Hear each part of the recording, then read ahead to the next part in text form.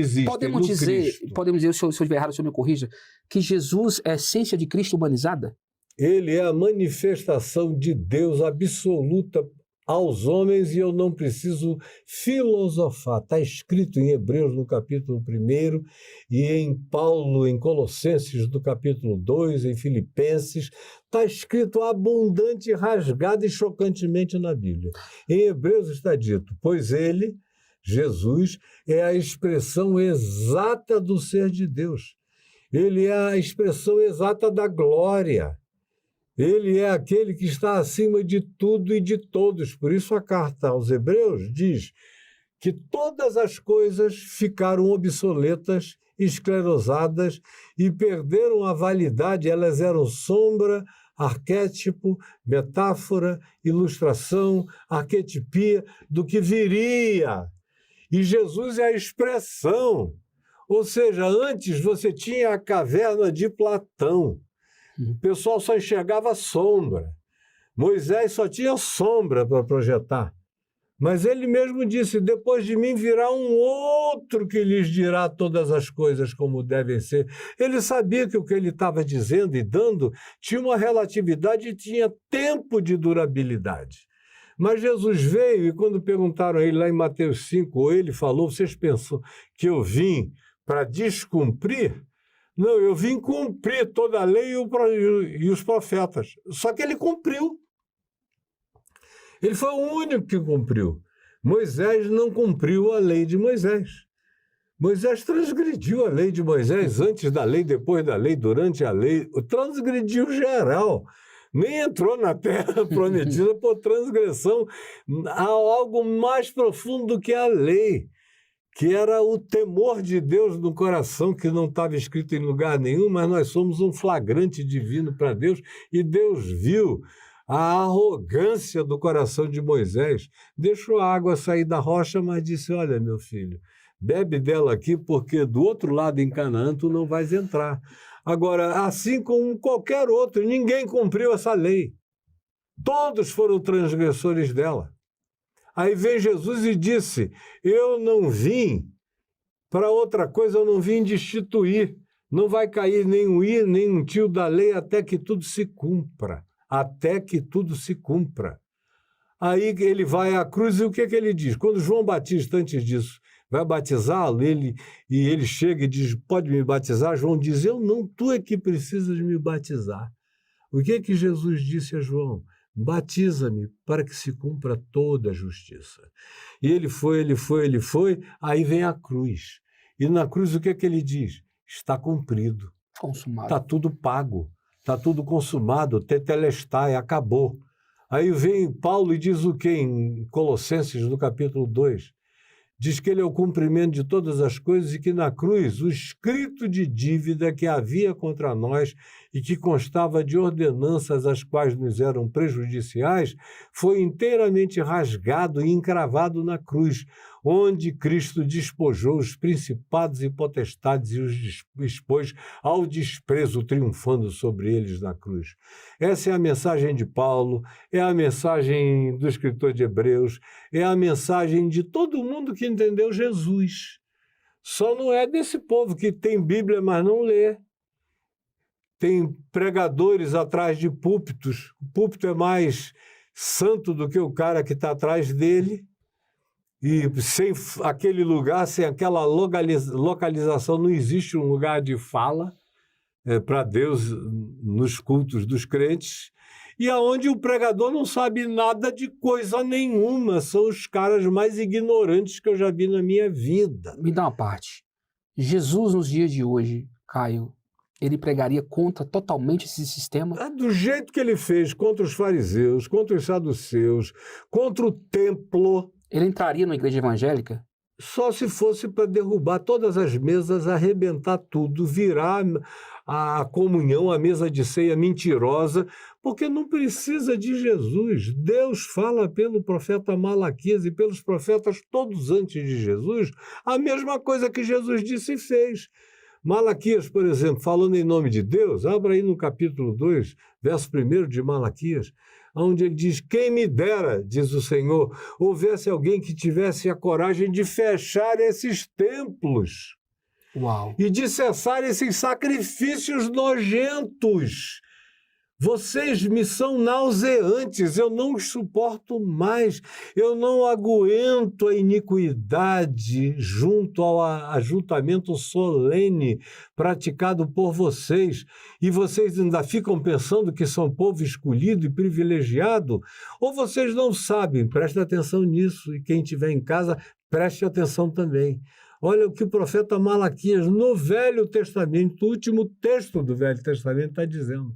Ou não sabeis que em todas as nações da terra, isso 450 anos antes de Jesus, antes de pregação de evangelho, antes de Paulo, de Pedro, de qualquer um, não sabeis que em todas as nações da terra cultos são oferecidos ao meu nome e incensos agradáveis me são apresentados, que eu recebo com prazer?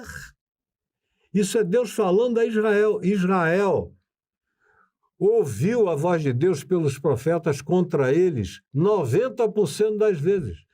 Me diga quais são as vezes em que Israel é elogiado no Velho Testamento. Mas me diga, procure esse texto, ou eu estou desafiando alguém ali para dizer que chegou um profeta e disse: parabéns, Deus está me dizendo que vocês agora é uma geração linda. Não, é tudo gente que chega ao ponto dos profetas começarem a dizer no Velho Testamento.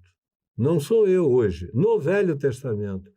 Olha, o Senhor se arrependeu, porque os povos cananeus, jebuseus, girgazeus, heveus, que habitavam essa terra antes de vocês, inclusive os filisteus, pecaram menos que vocês. Vocês excederam a medida dos pecados dos antecessores de vocês na terra. Então, por que eles receberam a liberação no tempo de Josué, no final da vida de Moisés, para entrar em Canaã? Tem lá, a Bíblia diz claramente no Velho Testamento, porque a medida da iniquidade dos povos de Canaã tinha ultrapassado todos os limites. É um modo antiquíssimo de falar o que Carl Jung chamou de inconsciente coletivo, nessa acumulação. Tinha atingido o máximo da acumulação, iria haver um dilúvio, que foi a entrada de Israel e enfraquecimento deles, Israel tomando aquela terra há 4.000 anos atrás, 3.000 e tantos anos atrás, quase 4.000. Agora, ele entrou e desde o início praticou o mal. Não houve nenhuma tribo que tenha feito bem o tempo todo. Como, por exemplo, a descendência de Abraão. Eu não queria estar na pele de Abraão, nem na casa de Abraão, nem ser filho de Abraão. A Isaac ficou tão traumatizado que você vê o Deus de Abraão, o temor de Isaac e o Deus de Jacó.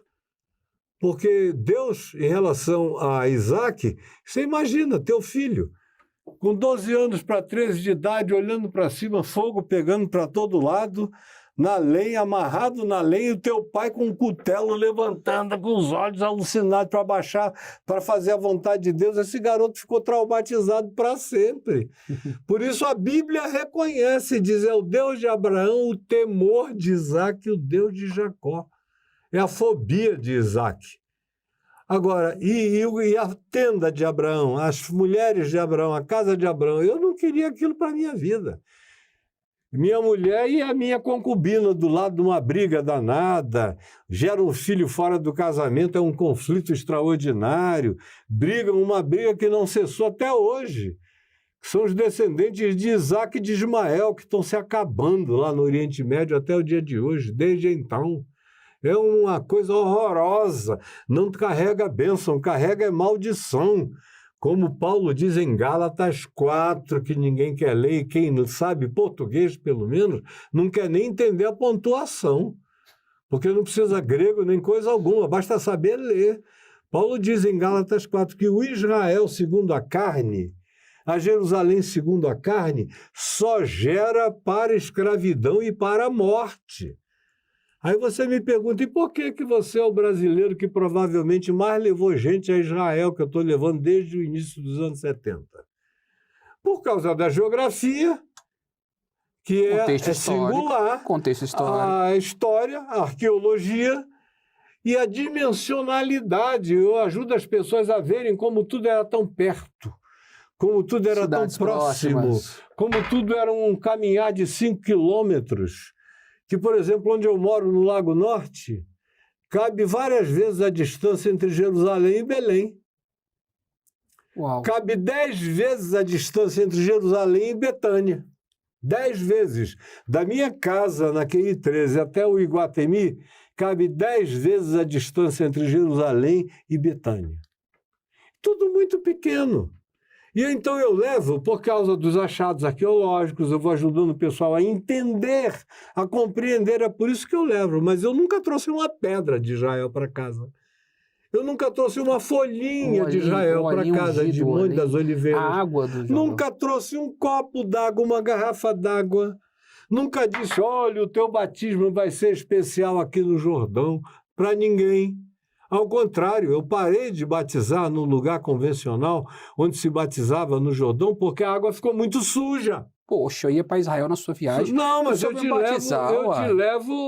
te batizar, se você fosse comigo, eu iria no norte do Jordão, nas saídas do Rio Dan, aonde nasce o Jordão, do Bânias, Cates-Bânia, aquela junção de 3 rios que formam o Jordão no sopé do Monte Hermon, a água é pura, limpa, sai da rocha, lá no Kibbutz Agosheri, Aí vai a pena que é o mergulho. lugar onde eu batizo as pessoas, em água pura e limpa.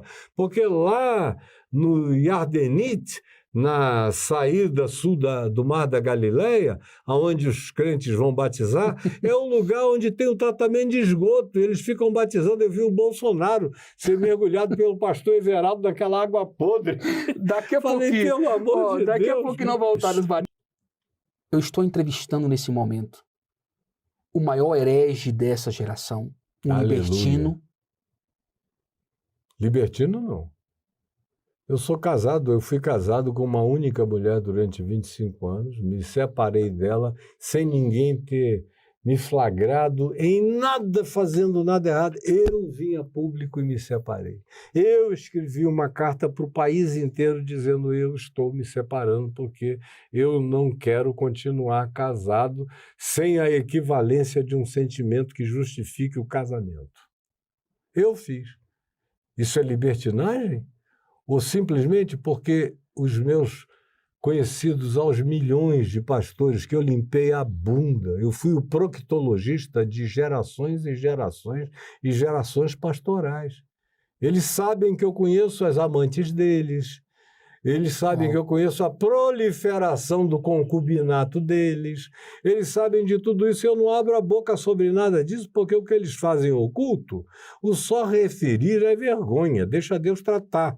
E eu não sou aquele pastor aqui de Brasília que tem prazer em ficar descobrindo quem está pegando quem, dando para quem e botando em fuxicos gospel. Deus me livre disso aí.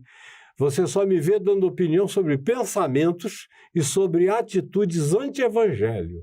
Mas sobre vida pessoal de ninguém, não. Então, libertino, eu quero chamar quem quer que me acuse de libertino, se tiver coragem, para me encarar. Eles não têm, eles fogem de mim. Silas Malafaia me vê no aeroporto, atravessa correndo apavorado. Eu sei o pânico que eu inspiro nesses caras, que eles têm pavor da coerência da minha vida, do destemor da minha existência e de como, para mim, eles são apenas uns garotos mentirosos, falsos, que eu limpei a bunda de todos eles. Já estão velhos, mas eu continuo sabendo aonde estão as marcas nas regiões escusas da existência E herege? deles. E herege muito menos. Eles é que são os grandes hereges, eles é que relativizam Jesus, eles é que são cultuadores do que já morreu, do que Jesus já levou e já matou na cruz. Ele morreu para que aquilo que me mata, que era a lei, pela qual ninguém pode ser salvo, a gente só é salvo pela graça sois salvos, mediante a fé. Isso não vem de vós, é dom de Deus. Não vem das vossas boas obras para que ninguém se jacte ou se glorie. Essa é a minha heresia, é repetir Paulo, é repetir Jesus, é só pregar o que Jesus ensinou, é não me agarrar a qualquer defunto que está sepultado com Cristo Jesus. Como a lei de Moisés foi toda sepultada. Aí você diz, e aí, vale tudo? Não! Ficou muito mais elevado o sarrafo, porque Jesus não baixou o sarrafo, ele subiu o sarrafo.